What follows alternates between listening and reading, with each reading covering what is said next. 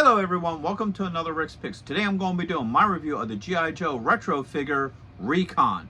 So what I'm going to do is I'm going to take a look at them in packaging, then I'm going to take a look at the figure and his accessories, and then I'm going to give you my thoughts on them. And just remember, if you do like this video, go ahead and check out my G.I. Joe playlist and hit that like, share, and subscribe. They're all small clicks for you, but it really helps this channel grow. So without any further ado, let's get to the review.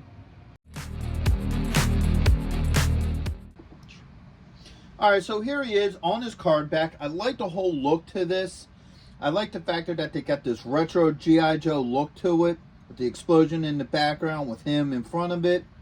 You got your choking hazard warning here, your age restriction, G.I. Joe, his name, Recondo. You got the Hasbro logo here, and you have this nice open window where you can see the figure and all his accessories. So you flip him around this way. First off, you get a card back, which is really nice. I like the factor that they brought back the card backs for the retro line. I think that's really cool. You got the Joe logo, everybody that's part of this wave, and you also get your legal underneath. So, with all that being said, let's open him up and see what he's about. If you're going to be in the Philadelphia area from September 7th and 8th, then you got to check out RetroCon 2024 at the Philadelphia Expo Center. They have lots of great tables and vendors selling all sorts of retro action figures and collectibles. Plus, they have guests, arcade games, contests, panels, and much, much more. In honor of 40 years of Transformers, they will have a 40-year anniversary display stand that you can take pictures with. Special guests will be including Anson Williams, who played Potsy in Happy Days, Don Moss, who played Ralph from Happy Days and also played Eric from Dungeons & Dragons, the cartoon. Actor Lee Majors will also be there, best known for playing the $6 Million Man and the Fall Guy. He was also in Ash vs. the Evil Dead and The Night the Reindeer Died. So not only do they have the $6 Million Man, but they also have Lindsay Wagner, the Bionic Woman. Greetings, Starfighter! Lance Guest will also be appearing, best known as starring in the movie The Last Starfighter, and also appearing in both Halloween 2 and Jaws the Revenge. And right next to him will also be Catherine Mary Stewart, best known for The Last Starfighter and also known for Night of the Comet and Weekend at Bernie's. Voice actor Michael Bell will also be there, known for being the voice of Duke, Prowl, and other iconic 80s characters. So next we have Townsend Coleman, best known for being the voice actor for the original Michelangelo, also the Tick, and in Transformers Animated. The tag team wrestling sensation, the Nasty Boys, will also be there. And after RetroCon, head on over to Arnold's where you can see the rock band Cybernetic Spree. Hurry up and get your tickets now because they sell out quick. Alright, so first off, we're going to take a look at the figure. Overall, I think he looks pretty decent. He definitely captures the look from the original line. Let's give him the rotation. So you have this side, this side, this side, and also this side. So he does have some pretty unique detailing to him. So let's bring him up close. I like the head sculpt to him. I think that looks really neat. Definitely captures the character of the figure.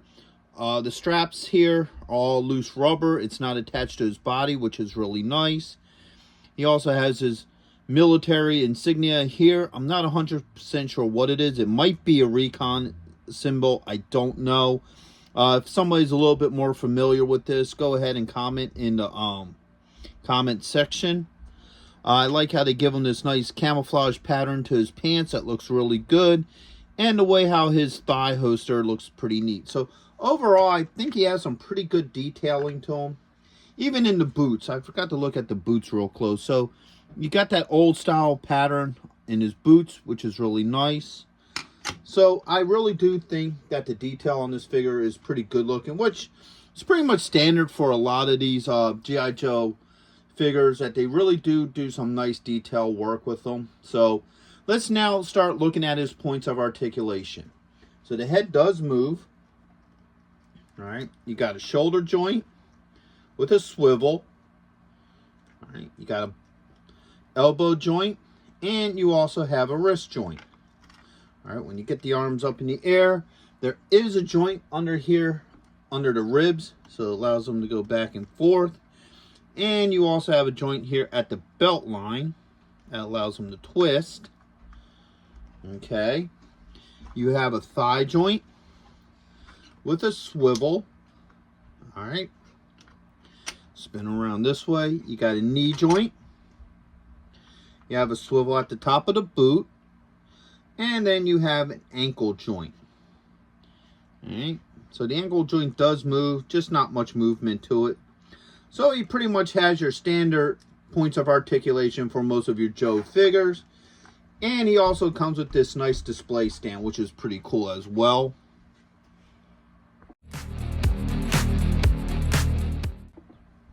So now we're going to look at the different accessories that come with him. So first off, he comes with a backpack. All right. He comes with his iconic hat. I believe that's a bush hat. I'm not exactly sure what this style of hat is. So that's pretty cool. He comes with a cookery. All right. And I like this because they actually gave a shine to the blade. With some of these figures, when they give them like knives and stuff, they just make it all one color. So I actually do like the factor that they actually do give it a metal look to the blade. Right. He has a pistol. And last but not least, he has his iconic rifle with the wrap all around it. Very much similar to the original figure. Now, if you notice, the barrel of the gun is bent. You can always bend that back into place. You can straighten it out. So that's not a major issue, but it still is an issue. All right. So now let's see how all of this works on him. So first off, let's put the hat on him. Okay. The hat fits well, like it belongs there. No issues with that.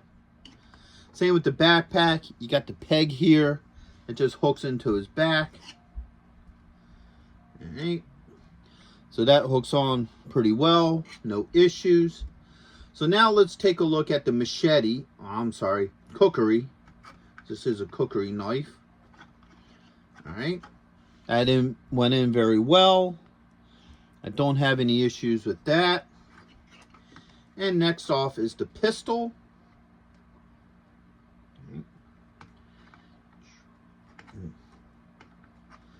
All right. So the pistol fits in his hand very nice.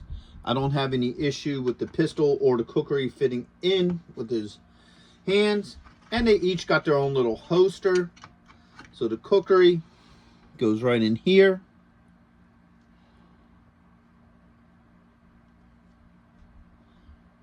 All right.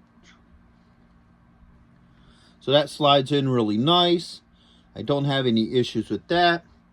And he has a chest holster for the pistol.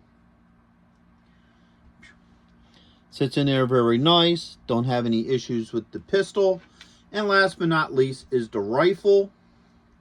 All right, so that goes in there.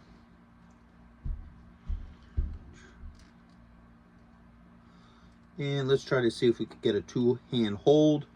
Nice thing about these G.I. Joe figures is they do have flexible fingers. There you go. So you can have them hold them under there. So, you know, they do work very well with their weapons. I never really had any real issues with most of the figures with how they hold their weapons.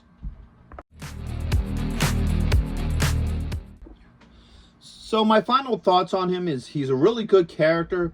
I like the overall look to him. He definitely captures that retro line look for this figure.